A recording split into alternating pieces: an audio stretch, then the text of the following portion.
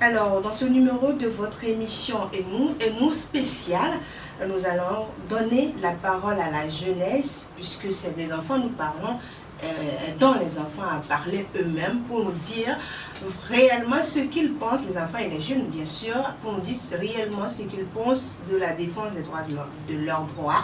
Alors pour ce numéro, nous sommes avec l'ambassadrice de la jeunesse de l'UNICEF au Togo, Edwige Adjomenson. Edwige, bonjour. Bonjour Edwige et bonjour chers auditeurs et chers followers sur Facebook. Alors, je suis Edwige Abedo, on va dire. Alors, nous allons commencer cette émission d'abord en vous demandant, vous êtes ambassadrice de la jeunesse. Quand on dit ambassadrice de la jeunesse, les gens vont se demander de quoi s'agit-il, de quoi elle parle. Expliquez-nous un peu. D'accord.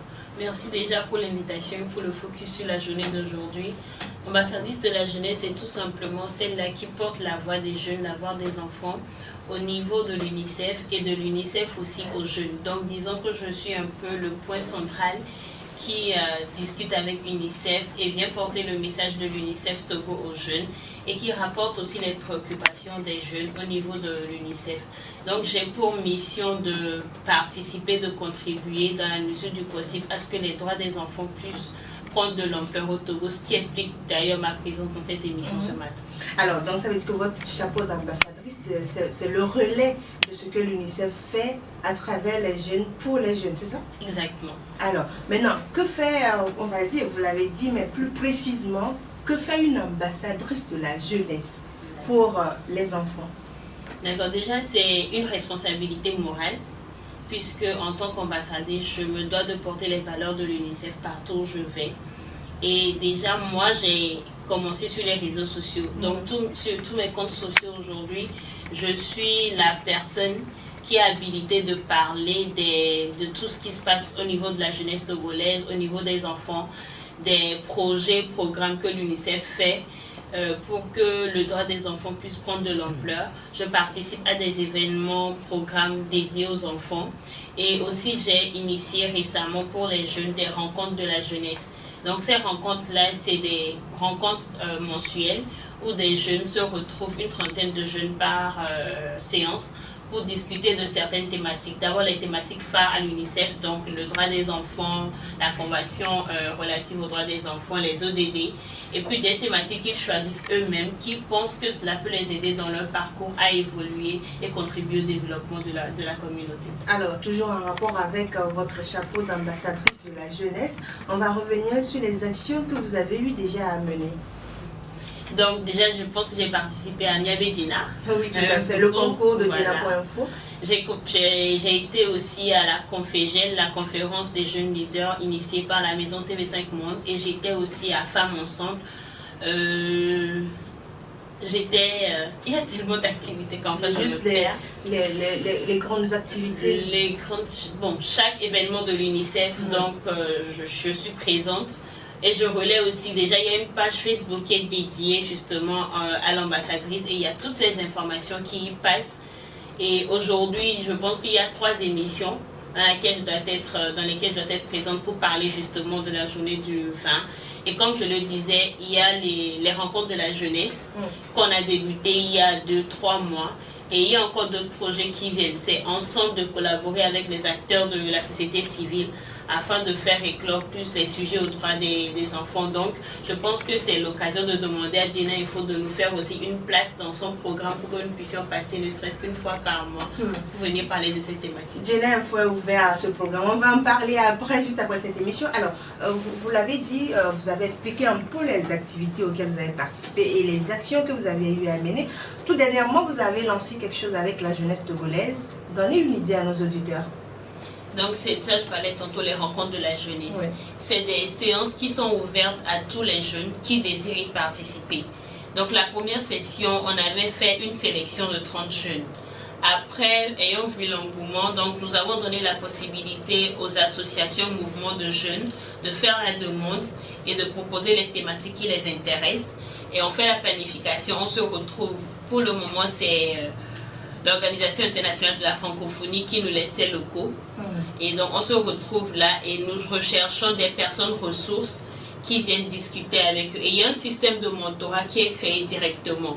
Chaque personne qui vient a l'obligation morale d'accompagner les jeunes pour qu'ils puissent développer leurs compétences, leurs aptitudes à la suite de cette personne-là. Nous sommes aussi en train de signer des conventions de stage avec des entreprises de la place qui vont offrir des stages de perfectionnement ou d'apprentissage à ces jeunes selon leurs capacités, selon leurs désirs, selon leur volonté, pour faire une adéquation entre ce qui se fait à l'école, compléter leur programme scolaire et leur permettre aussi de pouvoir mettre en évidence leurs talents, leurs capacités.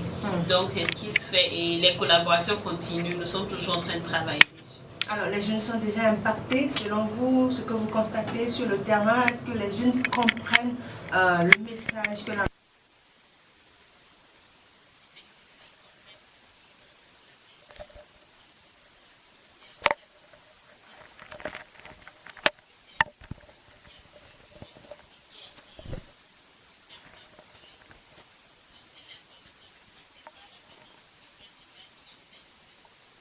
et avoir à cœur de prendre les informations qu'il faut, donner les réponses qu'il faut. Aujourd'hui, ce sont ces jeunes-là qui deviennent aussi le relais dans leur association, dans leur maison, dans leur communauté. Et je suis encore plus heureuse de voir qu'ils nous font déjà des propositions de projets selon leur localité, selon les besoins qu'ils remarquent dans leur environnement pour qu'on puisse faire des projets et aller vers ces jeunes. Alors je rappelle à nos auditeurs que nous sommes avec l'ambassadrice de la jeunesse de l'UNICEF au Togo, Edwige Adjo-Mensah. Alors Edwige Adjo-Mensah, on vous connaît, vous l'avez dit en début, en tant qu'influenceuse sur les réseaux sociaux. Aujourd'hui, vous portez le chapeau d'ambassadrice de la jeunesse. Qu'est-ce que vous faites à travers cette influence que vous avez sur les réseaux sociaux pour faire passer le message pour la défense et la promotion des droits de l'enfant? La première chose que je fais, c'est de faire amener ma communauté à cette cause-là. Et déjà aujourd'hui, je suis heureuse de voir que sur les comptes sociaux, il y a mes amis, sinon les personnes qui me suivent sur les réseaux, qui justement sont allées signer la pétition, qui ont téléchargé les images par rapport à l'engagement qu'ils ont pris et qui les ont partagées.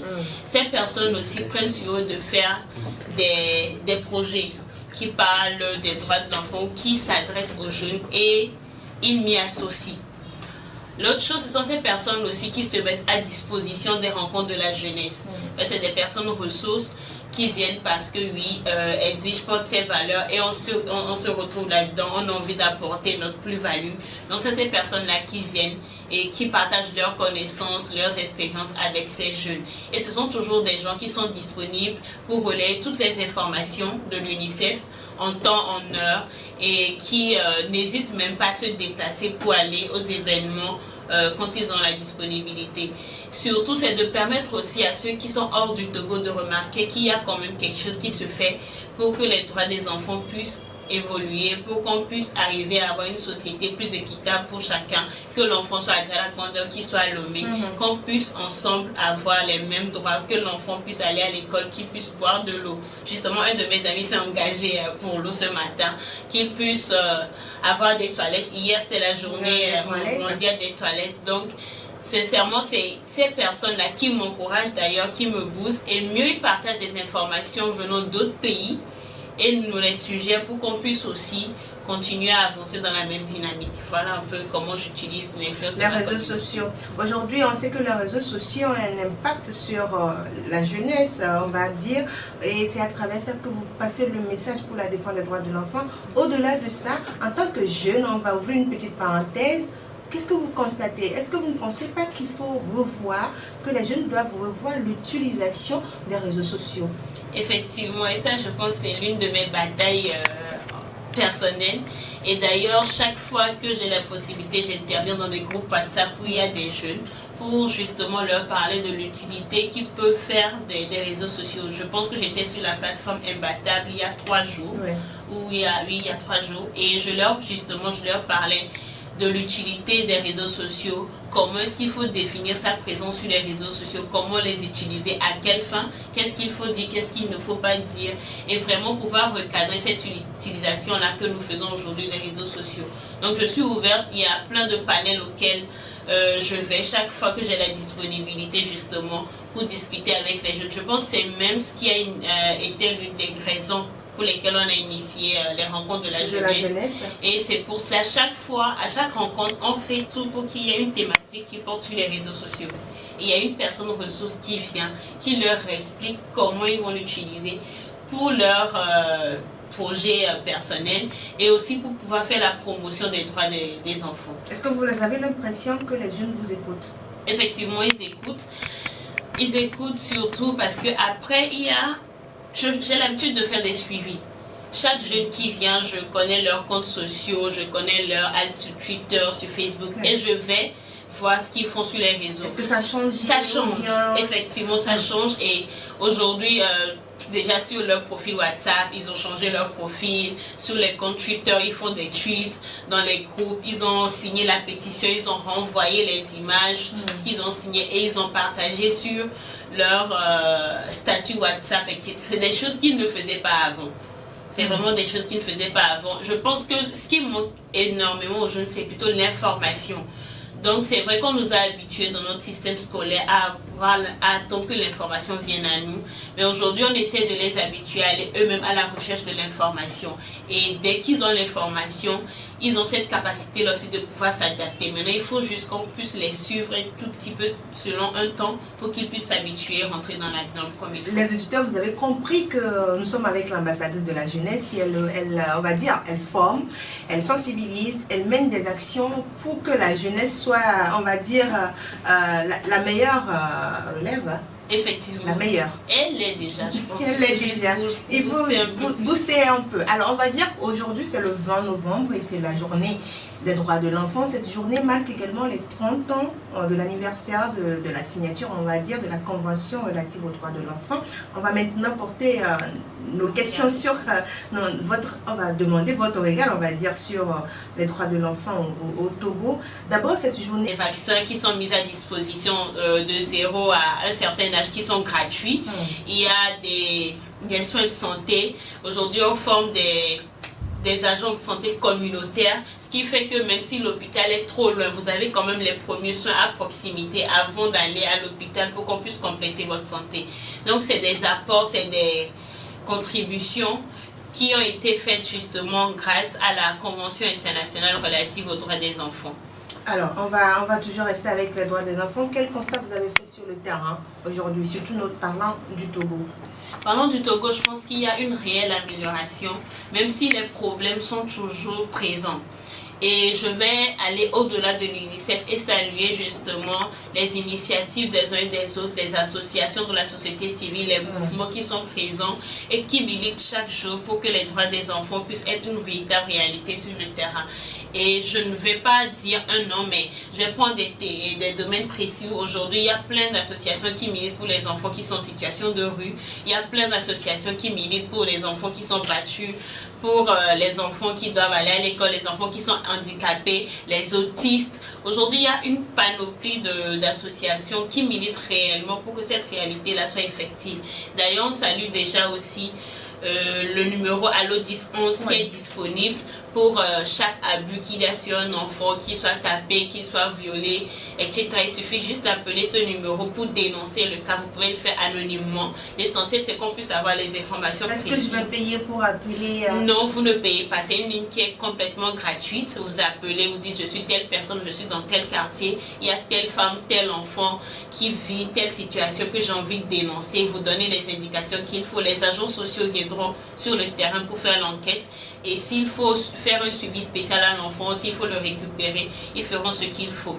Donc il y a aussi le centre Kekeli qui est disponible, qui a des médecins qui sont là en cas de viol pour s'occuper, voilà, qui accompagnent les enfants. Donc il y a énormément de choses qui se font. Je pense que l'UNICEF fait déjà une part aussi, mais c'est à nous aussi en tant que personnes, en tant qu'individus, de prendre sur nous, d'accompagner les organisations internationales, les associations et le gouvernement pour que ce soit une réalité. Parce qu'on aura beau dire, il faut que, mais c'est nous qui vivons dans les communautés, c'est nous qui avons nos petits frères, nos petites sœurs, nos nièces, nos neveux qui vivent des situations. Nous en avons vécu aussi, ce qui a été d'ailleurs, je pense, la raison de notre engagement. Et donc, nous ne devons pas nous taire dessus et dire c'est l'affaire des autorités. Non, c'est l'affaire de tous et c'est à nous tous de prendre le devant, d'aller à la recherche de l'information. Alors, le Togo, on va dire, est l'un des pays à avoir ratifié cette convention relative aux droits des enfants. Pensez-vous que c'est l'un des meilleurs élèves en matière de droits de l'enfant? Comme je l'ai dit, je pense que dans le monde entier, il n'y a pas meilleur élève. Parce que, quoi qu'il en soit, dans chaque pays aujourd'hui, il y a toujours des problèmes qui existent relatifs aux droits des enfants. Il n'y a pas un seul pays aujourd'hui qui va se lever et dire, chez moi, les enfants ont accès à tout à 100%. Il y a toujours des droits qui sont brimés dans une certaine mesure ou non. C'est pour cela que je parlais tantôt de la responsabilité de chaque personne en tant qu'individu dans la communauté. L'État a dit, on ne viole pas un enfant. Si vous violez un enfant, vous êtes passible de prison, vous êtes passible d'amende. Mais cela n'empêche pas des personnes dans notre communauté de le faire. Donc ça veut dire qu'il y a une responsabilité individuelle que nous ne prenons pas, qui fait qu'au-delà des lois qui sont ratifiées, au-delà des normes, au-delà de ce que l'État met, au-delà de ce que les organisations internationales font, nous-mêmes nous ne prenons pas conscience de notre responsabilité par rapport à cette convention-là. Maintenant, oui, le Togo fait énormément on va dire d'action et autres. Et d'ailleurs, on en est aujourd'hui au niveau où l'UNICEF se bat pour que justement les entreprises, même privées, puissent rentrer dans la donne. Et aujourd'hui, la communication RSE est l'un des axes sur lesquels l'UNICEF se bat pour qu'au-delà de l'individu, au-delà de tout ce qui est accompagnement fait avec le gouvernement, les entreprises privées puissent savoir qu'ils sont dans une communauté qui a besoin aussi d'action, qui a besoin de... Donc nous prions aussi les entreprises pour que chaque entreprise puisse intégrer dans sa politique les RSE afin d'accompagner les politiques de développement pour les droits des enfants. Donc c'est un élève peut-être passable. Je ne dirais pas passable. Je pense qu'on est sur une bonne voie. On est sur une bonne voie. Mais que le Togo peut faire mieux. On peut faire mieux. On peut faire mieux si chaque personne prend sur elle d'accompagner ce qui se fait déjà. Alors, on va dire que depuis quelques années, le Togo n'est pas impliqué, mais on va aller au-delà du Togo parce que l'UNICEF, c'est une organisation mondiale et africaine, on va dire surtout parce qu'elle travaille plus souvent beaucoup avec l'Afrique. Il y a ce phénomène, les attaques terroristes, les groupes terroristes et autres qui ont pris d'assaut, on va dire, certains pays de l'Afrique. Et les enfants sont le plus souvent touchés par ce phénomène, on va dire. Aujourd'hui, comment, selon vous, arriver à épargner les mineurs de ces groupes terroristes? C'est compliqué.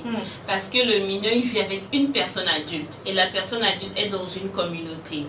C'est là où je pense que ça revient, cette histoire de responsabilité personnelle. Le terroriste, c'est une personne âgée qui a une certaine conscience et qui sait faire la part des choses. Si moi je suis terroriste et que je me retrouve devant un enfant et que je n'arrive pas à me conscientiser sur le fait que c'est un enfant, et que je le tue, ou je tue sa maman, ou je me décide à violer cet enfant-là. Donc ça, c'est mon problème. Malheureusement, aujourd'hui, l'État, l'UNICEF, c'est une entité morale qui ne peut pas se déplacer et être sur chaque lieu. C'est pour ça qu'ils font des formations pour les agents de santé, la police, la gendarmerie. C'est pour ça qu'ils font des collaborations avec tout ce qui est organisation à caractère humanitaire qui intervient dans les zones où il y a des guerres, de terrorisme, etc. Et surtout, il y a l'UNICEF qui a cette possibilité aussi dans ce pouvoir d'embargo qui fait que au-delà des guerres, au-delà de tout ce qu'il pouvait y avoir comme restrictions à caractère frontalière, l'UNICEF peut intervenir quand il y a des situations catastrophiques où il y a des enfants qui ont besoin d'aide, qui ont besoin d'accompagnement. Ils apportent les vivres, ils apportent tout ce qui est vaccin, tout ce qui est médicaments pour pouvoir aider ces enfants-là. Maintenant, oui, c'est vraiment à nous en tant que personnes intelligentes et adultes de prendre sur nous. Si je suis en guerre, c'est vrai, il faut avoir cette humilité, cette responsabilité-là de mettre les enfants à l'abri avant de pouvoir discuter. Mais ces enfants sont transformés en enfants soldats. Voilà. Les terroristes, on va dire, excusez-moi le terme, mais ils n'ont pas de cœur. Ils n'ont pas ce cœur pour pouvoir protéger plutôt les enfants. Ils n'ont pas de cœur. Donc, c'est vraiment de pouvoir outiller les forces. Les États. Voilà, outiller les États, outiller les forces de l'ordre pour pouvoir. L'essentiel serait surtout de pouvoir prévenir ces attaques-là. Mais seulement ces terroristes, ils ne préviennent pas. On ne sait pas à quel moment, quand ni comment ils vont intervenir. Donc c'est vraiment qu'on puisse avoir le maximum de personnel à déployer quand il y a ces choses-là et pouvoir rapatrier ces enfants à temps. Mais je rappelle qu'il y a quand même pas mal d'enfants qui après sont récupérés et réinsérés dans la société. L'essentiel c'est qu'on puisse les trouver et pouvoir les convaincre. L'environnement dans lequel tu es, tu sais pertinemment que, parce qu'ils ne le font pas parce qu'ils veulent le faire, ils sont forcés de le faire. Donc du moment où on arrive à les retrouver et qu'on arrête déjà ceux qui sont leurs oppresseurs, c'est facile de pouvoir les convaincre et de prendre un temps pour pouvoir les rééduquer, les réinsérer dans la société. Au-delà de ce phénomène des attaques terroristes ou bien des groupes terroristes, il y a également d'autres phénomènes auxquels sont confrontés les enfants. On va parler des enfants de rue, des enfants violés, des mineurs violés, des enfants dits sorciers et autres, qu'on retrouve également au Togo comme situation. Aujourd'hui, selon vous, en tant qu'ambassadrice, est-ce qu'un enfant peut vivre ça? Pourquoi? Qu'est-ce qui amène les gens ou bien les parents à laisser leurs enfants dans ces situations? Un enfant ne doit pas vivre ça. Ce n'est pas qu'il ne doit pas vivre cela. Un enfant, on parle d'un enfant, c'est quelqu'un qui est innocent, c'est quelqu'un qui est pur, c'est quelqu'un qu'on doit accompagner pour qu'il devienne un adulte responsable. Et je pense que c'est chaque jour, il y a 2 jours, oui, la semaine passée, j'étais au niveau du carrefour Limousine Y et j'ai rencontré un jeune homme justement comme ça qui m'a approché, demandé de l'aide et j'ai pris le temps de discuter avec lui et je me suis rendu compte que c'est un enfant qui était en situation de rue. Donc tout de suite j'ai pris contact avec les associations que je connaissais et il y a une dame là-bas qu'il connaissait et avec qui j'ai discuté pour pouvoir faire le suivi. Et ça m'a amené à penser à un projet. Je pense qu'il faut qu'on en parle. Si chaque personne prend sur elle de se retrouver dans notre quartier ou dans notre environnement, on fait des tracts, on fait une photocopie, on met les numéros utiles, le 10, 11, tout ce qu'il faut comme numéro d'association, le GF2D, etc. Et on va voir les bonnes femmes qui sont dans nos communautés, les médiras qui vont au bord de la route. On leur explique que quand vous voyez un enfant dans la rue, en fait, d'habitude, on traite ces enfants comme si c'est des personnes qu'il faut écarter de la société. Le mieux, c'est de pouvoir discuter avec l'enfant pour voir quelle est la raison pour laquelle. Parce que justement, il y en a qui vont vous dire je ne veux plus forcément retourner en famille. Il y en a qui vont vous dire je veux retourner à l'école. Donc en fonction de ce que l'enfant vous dit, on peut toujours trouver une solution. Il y a des centres qui sont là, qui sont en train d'être créés pour pouvoir les héberger. Donc si l'enfant ne retourne pas forcément en famille, il y a une association qui peut l'accompagner, qui peut l'aider à reprendre le chemin. On leur fait des sessions d'école en groupe, ils apprennent, on peut leur trouver des activités. Et même avec des amis, des fois on prend sur nous, on achète des garnitures qu'on va offrir aux filles qui sont dans ce milieu-là, parce que déjà c'est assez difficile pour celles qui sont à la maison, des fois de trouver des 500 francs. Imaginez une fille qui est dans la rue. Donc, comme je le disais tantôt, j'aimerais bien pouvoir réunir des gens par communauté, par quartier, 2 heures par semaine, 2 heures au cours du week-end, un samedi, un dimanche, pouvoir aller distribuer des tracts dans les maisons, un peu du porte-à-porte. Vraiment que ce soit une communication de bouche à oreille, qu'on donne des tracts, des informations nécessaires aux gens. Pour chaque enfant violé, voilà telle chose qu'il faut faire. Pour un enfant qui est tapé, voilà ce qu'il faut faire. Pour un enfant qui est en situation de rue, voilà ce qu'il faut faire.